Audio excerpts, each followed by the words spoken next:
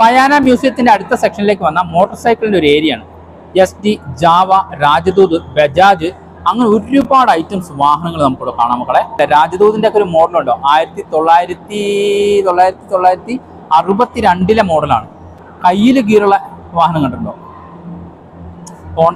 ഹോണ്ടയുടെ മോഡലാണ് ഈ കാണുന്നത്. കാലിലല്ല ഇതിന്റെ ഗിയർ ഉള്ളത്, ഇതിന്റെ കയ്യിലാണ്. ഏതൊക്കെ രീതിയിലുള്ള ഗിയർ നോക്ക്. ഹമാരെ ബജാജ്, ബജാജിന്റെ ഒരുപാട് അതുപോലുള്ള വണ്ടികൾ ധാരാളം ഉണ്ട് ഇവിടെ. 1981 കറാസ് 261 പറയുന്ന ഒരു മിലിറ്ററി വാഹനമാണ്. ഇതുണ്ടോ എന്താന്നൊക്കെ മിലിറ്ററി ട്രക്ക്, അവന്റെ ഒരു വലിപ്പം കണ്ടോ?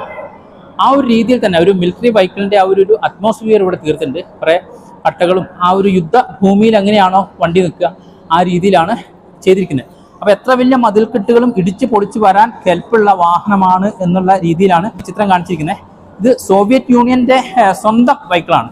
സോവിയറ്റ് യൂണിയന്റെയാണ് ഈ വാഹനം. ഇതിന്റെ ഒരു വലിപ്പം എന്ന് പറഞ്ഞു കഴിഞ്ഞാൽ നമുക്ക് പറഞ്ഞാലും മതി വരില്ല. അത്രയും വലിയ ഏരിയയിലാണ് ഇതിനെ അറേഞ്ച് ചെയ്ത് വെച്ചിരിക്കുന്നത്.